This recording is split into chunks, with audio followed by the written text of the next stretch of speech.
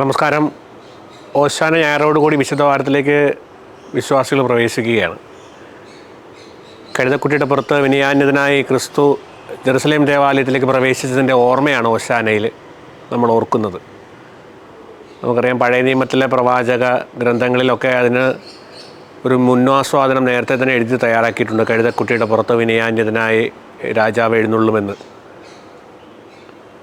എന്തുകൊണ്ടാണ് ഈശോ കഴുതക്കുട്ടിയുടെ പുറത്ത് എഴുന്നള്ളിയത് എന്നതിൻ്റെ ഒരു ദൈവശാസ്ത്രപരമായിട്ടുള്ള ഒരു വിശദീകരണമാണത്. ഞാൻ ഒരിക്കലും ഒരു കുഞ്ഞുങ്ങളോട് ചോദിച്ചു, ഒരു കുട്ടിയോട് ചോദിച്ചു, എന്തുകൊണ്ടാണ് ഈശോ കഴുതയെ എടുത്തത് ദേവാലയത്തിലേക്ക് പ്രവേശിക്കാനായിട്ട് രാജകീയമായിട്ടെന്ന്. അപ്പോൾ ആ കുഞ്ഞു പറഞ്ഞൊരു മറുപടി ഉണ്ട്. കുഞ്ഞുങ്ങൾ പലപ്പോഴും നൽകുന്ന വിശദീകരണങ്ങളൊക്കെ ഒരു പ്രത്യേക ആംഗിളിൽ നിന്നുകൊണ്ടാണ്. വലിയ രസമാണത് കേൾക്കാനായിട്ട്.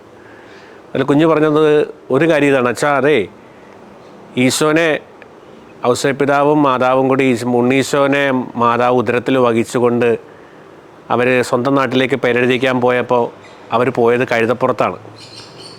അച്ഛൻ ഓർക്കുന്നില്ലേ? ശരിയാണ്. നമ്മൾ ക്രിസ്മസിൻ്റെയൊക്കെ ചില ചിത്രങ്ങളും ക്രിസ്മസ് കാർഡൊക്കെ കാണുമ്പോൾ നമുക്കറിയാം, പൂർണ്ണ ഗർഭിണിയായ മറിയത്തെ ഒരു കഴുതപ്പുറത്ത് ഇരുത്തി ഔസേപ്പിതാവ് വടിയും കുത്തിപ്പിടിച്ച് നടന്നു പോകുന്നത് നമ്മൾ കാണാറുണ്ട്.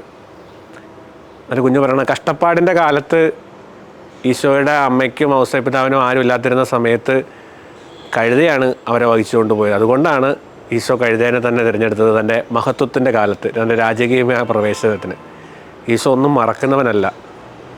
രണ്ടാമതായിട്ട് പറഞ്ഞ ഒരു വിശേഷണം വെച്ചാൽ, കഴുതയുടെ ഒപ്പം സഞ്ചരിക്കാനായിട്ട് മനുഷ്യർക്ക് എളുപ്പമാണ്. ഈ കുതിരയുടെ കുളമ്പടികൾക്കൊപ്പം മനുഷ്യന് സഞ്ചരിക്കാൻ വലിയ പാടാണ്. അവനൊപ്പം സഞ്ചരിക്കാൻ പറ്റില്ല. മനുഷ്യനോടൊപ്പം സഞ്ചരിക്കാനായിട്ടാണ് രാജാവ് കഴുതപ്പുറത്ത് വന്നത്. തൻ്റെ കൂടെയുള്ള മനുഷ്യരോടൊപ്പം സഞ്ചരിച്ച് വേണം ജെറുസലേം ദേവാലയത്തിലേക്ക് പ്രവേശിക്കാനായിട്ട്. നമ്മളൊക്കെ ആഗ്രഹിക്കുന്നത് ഒപ്പം സഞ്ചരിക്കാനായിട്ടാണ് എല്ലാവരും. അതുകൊണ്ടാണ് ഈ ഭർത്താക്കന്മാർ തിടുക്കത്തിൽ നടക്കുമ്പോൾ ഭാര്യമാർ പറയും, നിങ്ങൾ എവിടെ എത്ര വേഗം പോകണേ, ഞാൻ കൂടി വരട്ടെ, നിങ്ങളൊന്ന് പതിയെ നടക്കുകയെന്ന്. കുഞ്ഞുങ്ങളും കലഹിക്കാറുണ്ട്. പലപ്പോഴും കേട്ടിട്ടുണ്ട് ഈ മല കയറാനൊക്കെ പോകുമ്പോഴൊക്കെ ഈ ഒരു പരാതി മറ്റുള്ളവർ പറയുന്നത്. ഒപ്പം സഞ്ചരിക്കാനായിട്ട്, മനുഷ്യനോടൊപ്പം സഞ്ചരിക്കാനായിട്ട് കഴുതയ്ക്ക് വേഗത കുറവായതുകൊണ്ട് തന്നെ അവൻ കഴുതയെ തിരഞ്ഞെടുത്തു. മൂന്നാമതായിട്ട് പറഞ്ഞത്, ഈ ആനപ്പുറത്തോ അല്ലെങ്കിൽ കുതിരപ്പുറത്തോ ഒക്കെ ആണെങ്കിൽ ഒരുപക്ഷെ മനുഷ്യൻ്റെ നിലവിളികൾ കേൾക്കാനായിട്ട് കുറേ കൂടി പാടാണ്. അതിൻ്റെ കുളമ്പടിയും ഇതിൻ്റെ വേഗതയും ഇതിൻ്റെ ഉയരവും ഒക്കെ. പക്ഷെ കഴുതപ്പുറത്ത് സഞ്ചരിക്കുന്ന ഒരു മനുഷ്യനെ സംബന്ധിച്ചിടത്തോളം തൻ്റെ കൂടെ സഞ്ചരിക്കുന്ന ഒപ്പം നടന്നു വരുന്ന മനുഷ്യരുടെ നിലവിളിയും വേദനയും അവരുടെ നീട്ടുവിളിയൊക്കെ കേൾക്കാനായിട്ട് പറ്റും. ക്രിസ്തു പലപ്പോഴും മനുഷ്യൻ്റെ നിലവിളികൾക്ക് മുന്നിൽ നിന്നവനാണ്. അന്ധനായ യാചകൻ്റെ നീട്ടിയുള്ള നിലവിളിക്ക് മുന്നിൽ നടത്തം നിർത്തി അവൻ്റെ ആവശ്യം നിവർത്തിച്ചു കൊടുത്തവനാണ്.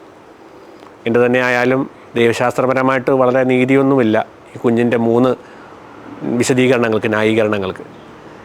എൻ്റെ തന്നെ ആയാലും നമുക്ക് കഴുതപ്പുറത്ത് സഞ്ചരിക്കാനായിട്ട് കഴിയട്ടെ. ഓർമ്മകളിൽ ജീവിച്ചവനായതുകൊണ്ട് ഒരു പക്ഷേ ക്രിസ്തു അതിന് കഴുതയെ തിരഞ്ഞെടുത്തു എന്ന് ആ കുഞ്ഞ് പറഞ്ഞതുപോലെ ഒപ്പം സഞ്ചരിക്കുന്നവരുടെ കൂടെ സഞ്ചരിക്കാനായിട്ട്, മറ്റുള്ളവരുടെ നിലവിളികൾ കേൾക്കാനായിട്ട്, പരാതികൾ പ്രശ്നങ്ങൾക്കൊക്കെ ചെവി കൊടുക്കാനായിട്ട്. നന്ദി.